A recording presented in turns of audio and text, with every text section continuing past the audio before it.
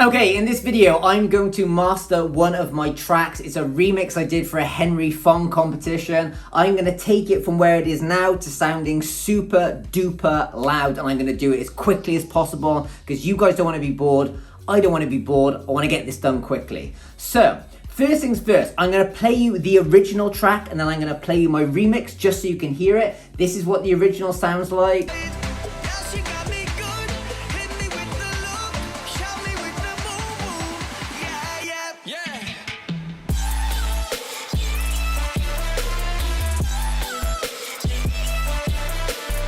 Alright, this is the remix, my remix. Here we go.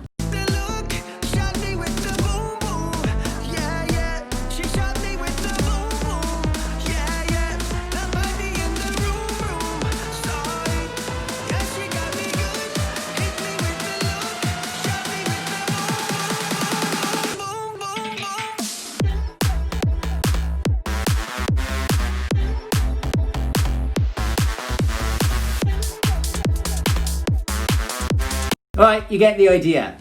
Freaking awesome stuff. If you want to learn how to make dance music like that, I can personally teach you how. Go to edmcoaching.com, but that's enough of that. Link below the video. Right, let's get on with it. So, I'm going to go and get on with this.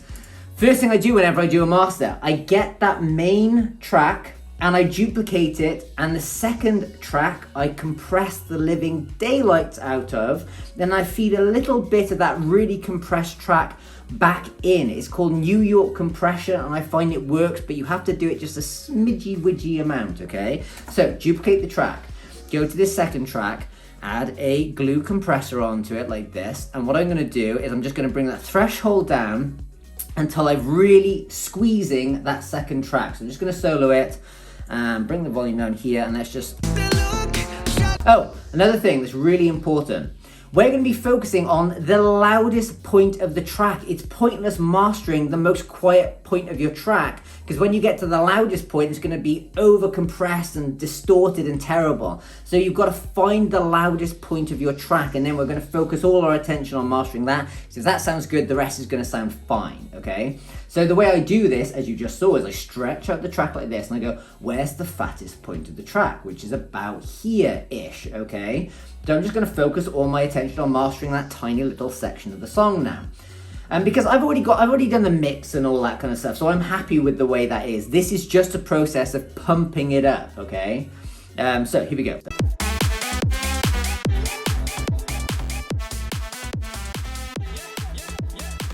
Okay, we're squashing that pretty hard. I'm going to make the attack as quick as possible. I'm going to put the release to automatic. Sweet, and just to show you exactly what we've done here, I'm just going to freeze. Boop, and I'm going to flatten it, okay? As you can see, this track has been squished, right? Now, next I'm going to do, bring the volume right the way down, okay? Now, I'm going to literally listen to this and feed in a tiny amount of this second track. So I'm going to bring the volume all the way down, just feed in a little tiny amount.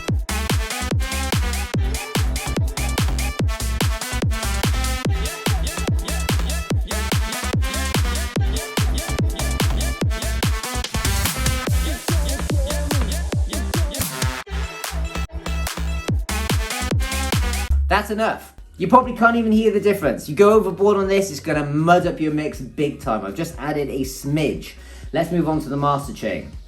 Now the master chain, I've already got one pre-saved. This is the one that I use. You can do this with just Ableton presets, and you can do it to good effect, but I'm not gonna do that. I'm gonna show you exactly the plugins I use. So what we do is go, if I can actually think of what I'm doing here, master and percussion, mastering chain, and I'm gonna go to this one here, external plugins. Yep, that'll do. Okay, let's drag that on. And then I also want some referencing kind of tracks at the end. So I've got another couple of plugins at the end of this master chain where I put some referencing tools as well. Now don't panic, there's 1,000 plugins here, and I can promise you now I'm hardly gonna use any of these, because the better I get at mastering, the less plugins I use. Actually, I should probably say the better I get at doing a final mix down, the less plugins I use on my master. So I drag in some referencing tools as well down here. Okay, so let's just close these down. I'm going to go through these more in a sec. But actually what I'm going to do quickly is I'm going to just load some reference tracks into this. I'm going to cut this bit of the video out so I don't bore you. Okay, we're back in the game. As you can see, I've just loaded a couple of different reference tracks in there, but I'm not going to even be bothering with referencing these yet. I'm just going to use it at the end. Actually, one thing I will do quickly, and I kind of already know the answer to this, I'm going to use this dynamic range meter to see how compressed the tracks that I'm referencing are so I know what to aim for, okay? So let's just open up reference here. This video is going to probably be taken down because I don't know the rights to any of these videos, but it doesn't matter. Let's go to this one here and let's just get this little section. And we've got to make sure that we're on reference.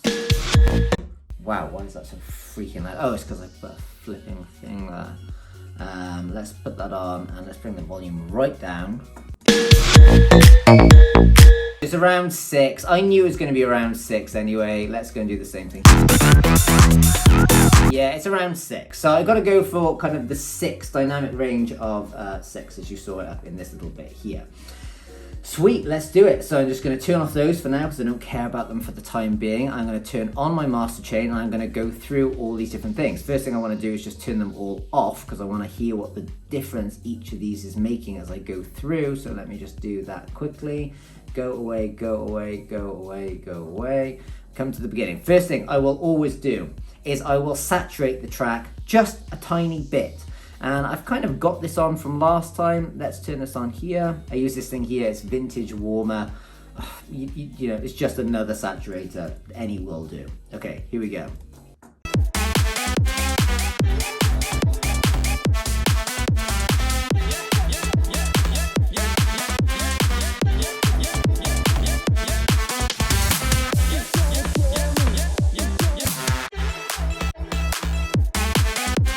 That will do, just a tiny amount. This is just some presets I use to make sure I don't go too overboard, but as you can see, I'm using a tiny amount of drive and the dry wet, which is somewhere around here, the mix is about 70. So I'm using 70% of that tiny amount of overdrive there, okay? Right, let's move on to the next thing. So what is this? That's another saturator, which I'm not going to use. Let's go on to Fab Filter Pro Q. Now I'm not really gonna EQ much of this stuff. In fact, let me this is from one of the last mixes and masters I did. What I tend to do is I kind of cut frequencies over like 20,000 hertz because the human ear doesn't really hear them, and I kind of cut frequencies from, I would say, like 25 and below. You're not really going to hear those. Plus 90% of people who listen to my track are going to be listening to it on mobile and crappy little headphones anyway, so it doesn't matter. Happy to get rid of those frequencies. And I cut any side frequencies below 120-ish, okay? Or 100, I'd say around 120, okay? So there's no side, everything below 120 is in mono. Now I've got a load of weird stuff going on here, but it might be just kind of weird frequencies that my ear didn't like, and I may not like them in this mix either. Let's have a listen.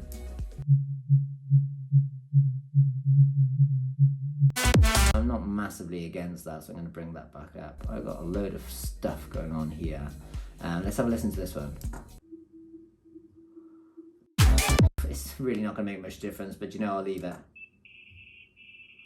Do you know, I'm actually not going to leave them. I'm going to get rid of that there. The rest of it I'm happy with. So that's why I've done that bit there. Next thing, virtual mix rack. No, this would be if I really wanted to add a bit of bass. I'm going to leave that for now, and if I feel I want to add some bass by referencing at the end of this process, I can come back and I can add a little bit of bass. Another thing I want to do very quickly is master boom, because otherwise I'm going to have this project crash in a second and I'm going to lose absolutely everything, and then I'll just sit here and cry. So let's just do that, save, there we go, cool. Right, so turn that off because we don't need it. Stereo width, I'm not worrying about stereo width, that's not going to make or break this track. OTT compression, already kind of done that with the whole New York compression thing, so I'm not adding any of that. Multi-band expander, not adding any of that, don't need it. Now, the next thing I'm going to do is I'm going to add a bit of clip. So what the whole point of this is all those like little peaks that just jump out of the mix, which you can see if you zoom in on the track here. See all these like random things to just randomly poke out of the mix. I'm just going to snip the top of those off. It means that later on when I run this track through a limiter, those peaks are not so being squashed so much by my limiter. I've chopped a few of them off prior to this using standard clip. So I do use this.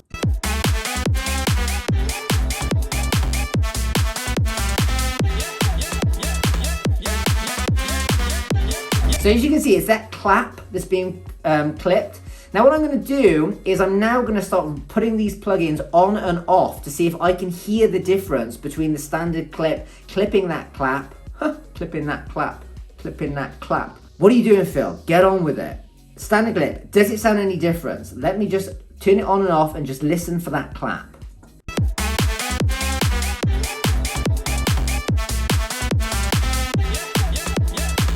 No, it doesn't sound any different to me at a quick glance, or it's a quick hear, so I'm going to leave that on. Right, next thing, I've got this kind of mix, it's like a compressor chain from Slate Digital. I basically don't really do much here. If you have a quick look, you'll see the power is pretty much off on all of these. I don't do much, but just turn one or two of them on and off. The reason I do this is because I know these compressors have been modeled after vintage compressors and add a little bit more saturation and a little bit of warmth to the mix and a little bit of glue. They're basically doing nothing at all, but I just turn them on and off just to see if I think it sounds any better or worse. Let's have a quick listen.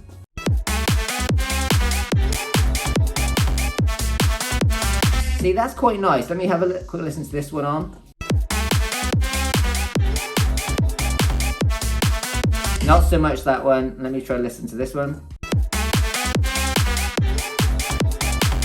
My favorite one is this top one, right? The FG Grey, right? Which doesn't really mean anything to me. But if I turn it on, I can hear it just slightly warms up the track, and I like that. I might even bring the mix down because this is so freaking subtle.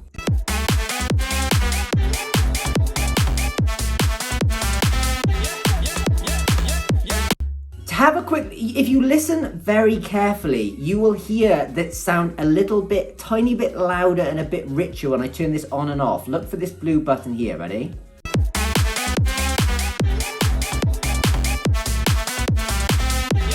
And this is going to annoy so many people, this video, because it used to wind me up so much when I watched other people mastering tracks and they do something which sounded absolutely no different to me and they go, see, can't you hear that? And it's like, no, that sounds exactly the same, and it's frustrating. But if you are new to mastering tracks, what I will say is keep going through this process of mixing and mastering. Eventually, it's more about training your ears than it is about actually using these plugins, weirdly. So that's it, all we've done so far. I'm not going to go through it, you can watch it again if you want to see what we've done so far. So, and now the next thing I do is, because I've added a bit more saturation, I come in here and I do the same thing we did at the beginning. I just make sure it's cut from 25 and cut above 21, just in case that additional saturation and stuff has added any more frequencies in. It's just a little thing I do because I'm neurotic like that. Now I also do a bit more standard clip at this point. I know this is weird, I can't really explain why. I just feel like we've clipped it once, maybe we could just you don't need this second standard clip really. I could have done it with the first one, but I've just got this weird thing where I kind of do a second standard clip. Let's leave it out. You don't need it, you don't need it. Get real, Phil. And then here we are, we're on the final stage, we're on the limiting stage. See how quick and easy that was? Bit of saturation, bit of EQ. Now, at this point, you want to turn on constant gain monitoring. This is a limiter from Slate Digital, again, and I just like it because you can add in perception, dynamic perception, okay, which blah, blah, blah. I can't be bothered to go into it. Let's just boost the sound up. So this is where I will now open up this DRM meter, and I'm going to push it until we get to a point where basically the dynamic range of my track is about 6, okay? That's basically what I'm going to do with this gain meter here. So let's turn the volume down and let's just do this.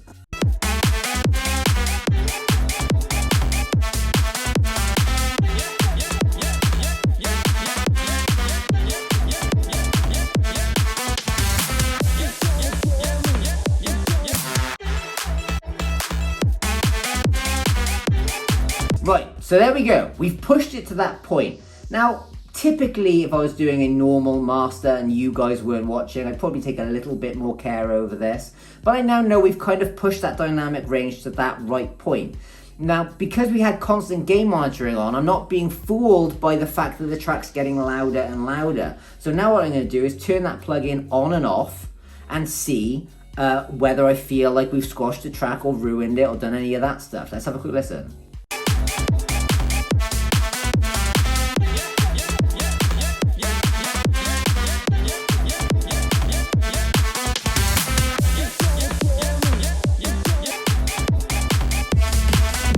Sounds pretty good, doesn't it? That's the difference of a really quality limiter, by the way. Just being able to put it on and crank it and it doesn't wreck the track. Now I'm going to add a little bit more dynamic perception just because I want to, because it's there and it's staring at me.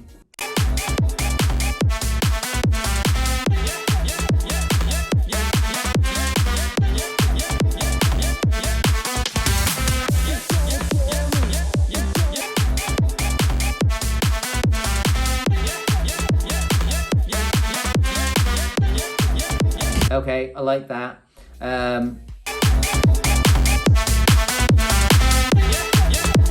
Don't feel like I really need to add any low punch or any of that stuff. I don't feel like I'm using this compressor here, so I'm just going to turn it off. So at this point, we've really rammed up the volume. In fact, if I was to take this off now, make sure you guys don't have your speakers too loud. I'm going to turn it on and off, and you're going to see how ridiculously louder it is now we've done all this stuff.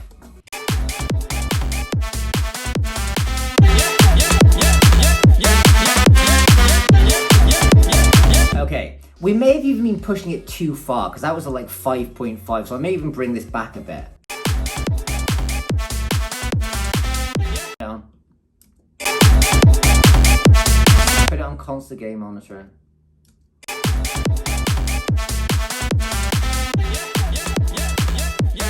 Yeah, that's about right. Okay, now, pretty much at this point, guys, that is exactly what I do for mastering. However, for those of you who are enjoying this and you want to see the next stage, which is where it gets a little bit more boring, I now start referencing my track to another track. And I go, is mine as loud as this other track? Has this other track got more bass than mine? Has this other track got more punch than mine? And that's where I may go and add these other tracks, these other plugins in if I feel it needs it. So let's go to a track that we quite like. Let's go to Afrojack. It goes like. Now at this point you have to make sure you've got the constant gain monitoring off because we're actually monitoring volume levels at this point. Is our track as loud as their track?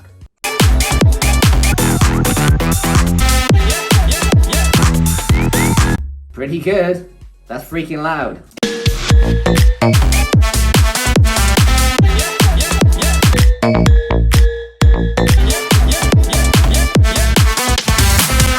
Do you know, I'm almost thinking at this point our track is so loud I could probably bring the limiter back a bit because I'm not all about just making it as loud as possible. If my track is as loud as other people's tracks, fine. You know, like, because you got to think, the more you push that limiter, the more you are kind of destroying your track. So I'm happy having my track just a little quieter than the pros. I could get it as loud as the pros, you just saw it then. But I like having it just a little bit less because it doesn't wreck the track as much. It's like, you know when you hear like boxers. I was listening to Conor McGregor, his coach, and his coach was saying the thing with the fight game is you got to get in and you got to get out because essentially you're damaging yourself for money, right? And I liken it to limiting. It's like you're damaging your song by pushing that as loud as possible. So get in and get out. Push it up and then bring it back a bit. It's better to have a slightly less loud song that is enjoyable to listen to than a song that you've pushed right as loud as you can freaking get it and it's began to destroy the track. Rant over, not going on about that anymore. So we're happy at this point with the loudness, essentially, just by going back and forth like this. I don't feel I need to do any more than that. Which is kind of it, actually, really. But what I'm also going to do is I'm just going to quickly check the low end and I'm going to check the punch. In fact, you can do that in this referencing thing here. So if I go to Trinity Display and go to, now which one is it? Dots, right? not that one. Level lines. I'm pretty sure, right, here we go, look. So now I can just solo the low end. And I'm gonna put this at, doesn't say what it is, but never mind. Oh, 185, okay, so we'll put it at like 120. Just gonna listen to the low end of my track compared to other tracks.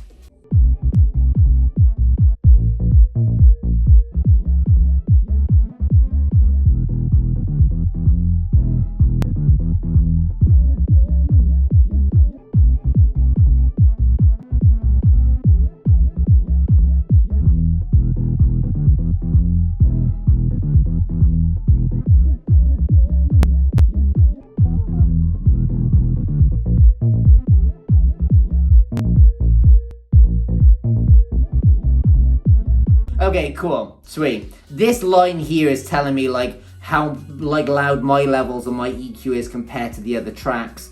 I don't care about that because my track sounds exactly as I want it to sound, and that's pretty much it. I'm not going to worry too much about width or anything like that. The whole point of this video is to just show you how simple it is to just ramp up that volume, and 99% of it was done with the limiter anyway. So there we go, that's freaking awesome. Let's just have one quick listen through to this track, just to make sure it sounds good, and I'm going to end the video there. Now guys, if you've enjoyed this, edmcoaching.com, I'll show you how to make full tracks like this. I'll teach you in way more detail than this how to get your tracks loud, but hopefully you've enjoyed this. Let's listen to this video. At the end of this, let's listen to this song more like. At the end of this song, I'll leave a link to another video that I think you guys will like. But let's just listen to this song and I'll end the video there. And I have to take that off first because it's still low pass. I just realized something else I haven't done, right? And this is actually really important. So something I do all the time is just before my drop, I bring the volume levels down a little bit. So when the drop hits, it's really freaking loud. And this is actually really relevant. So good fill for remembering this. Let's go to utility and drop it on the end.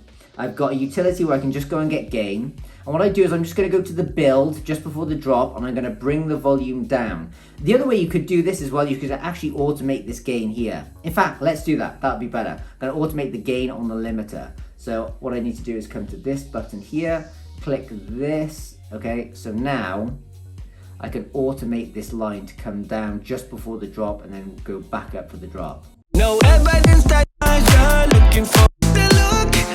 With the boom boom, yeah, yeah. Boom, boom, boom. Okay, here we go. So that's the line there. Okay, and let's go to the beginning of the build. Look, shot me with the boom boom, yeah. Just gonna bring this down like a tad. Boom, boom, boom. Maybe a bit more than that.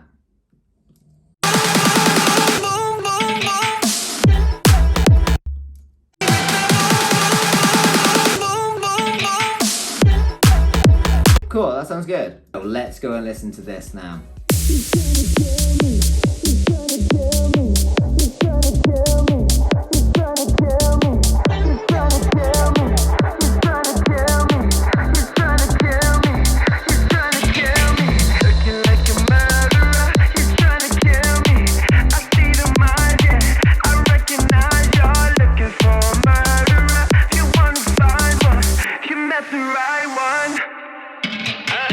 No evidence that it was done. You never got the smoking gun. Yeah.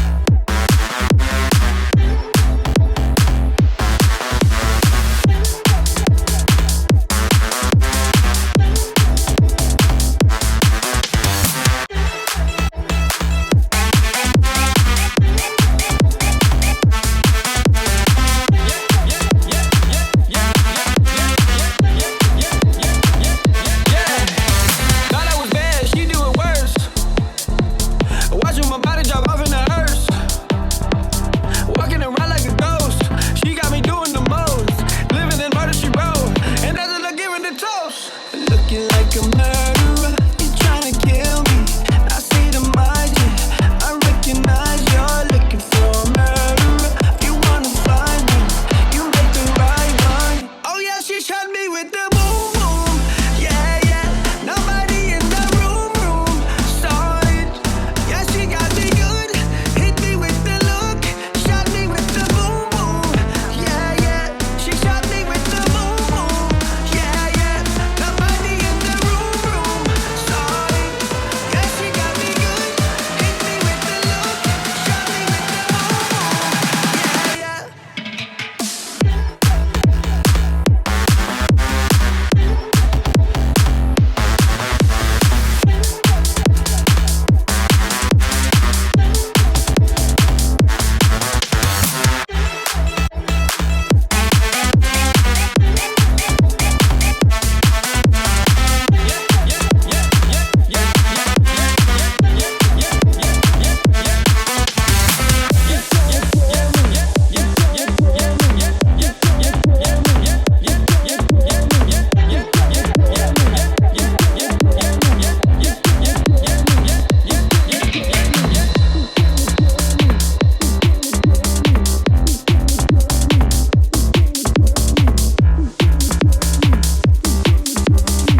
You met the right one. Boom.